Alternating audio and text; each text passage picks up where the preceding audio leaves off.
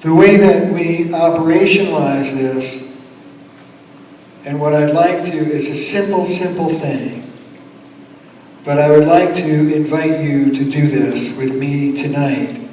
And some of you are already doing this, it won't be that hard for you, but for some of you, what I'm about to ask you to do has the power to change your relationships and change your life.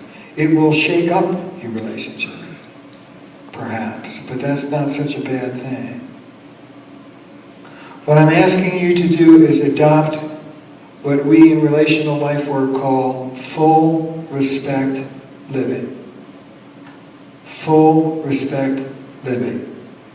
And it's very simple and straightforward. I would like you to make a pledge. You don't have to do it out loud, but I'd like you to make a pledge right now as you're sitting in the chairs for the following. Come hell or high water, no matter what the quote-unquote provocation, you will not open your mouth and say anything that drops below the level of respect to another human being. You will not drop below the level of respect in your words or actions to any other human being, no matter what they're doing on their end. This is called integrity.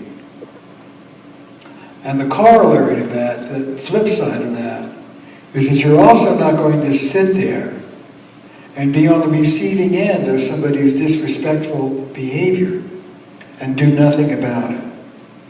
You can't control them, but you can leave and protect yourself. So full respect living means that I'm not dishing it out and I'm not taking it.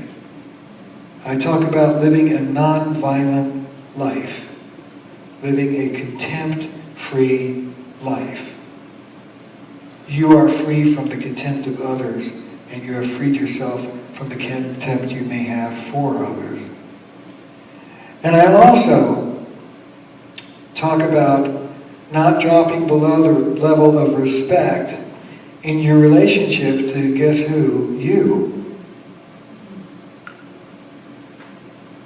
I can't tell you how many times I will listen to a client rank themselves out or lay out all of their kind of shame messages to themselves and how violent they are.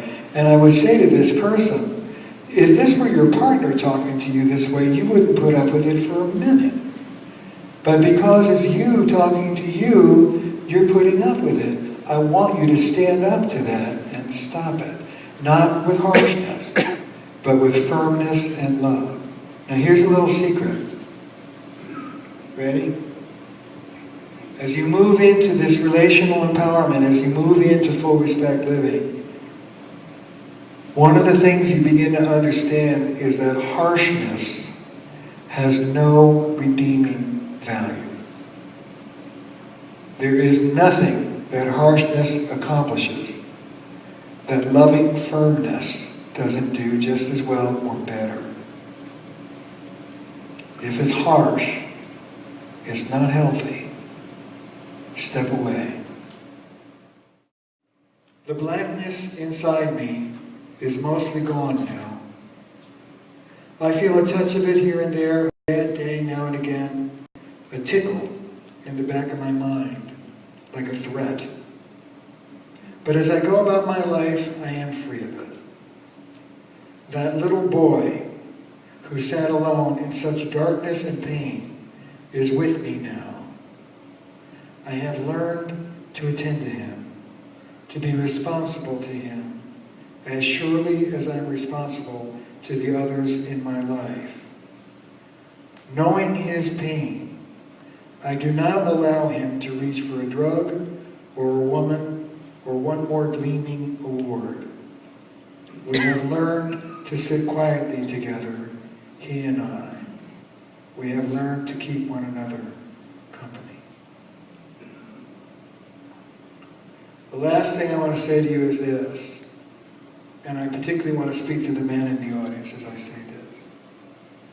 The work that we do by healing these wounds, by opening up our arms to our own wounded little boys and embracing vulnerability, is not just healing for us. it is healing for the generations.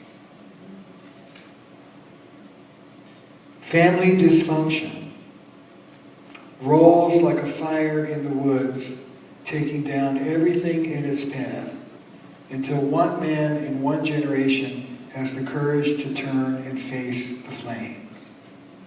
That man brings peace to his ancestors and spares the generations that follow. And when you lose heart, when you lose courage, when you ask yourself, why do I have to go to this one more thing? Why do I have to stretch myself outside of my comfort zone? Why, when my honey says, dear, we have to talk, do I have to actually listen? When you're asking yourself those questions, remember this: pass it back or pass it on. This is not just for you. It's for the people who came before. It's for the children who are following. Thank you very much.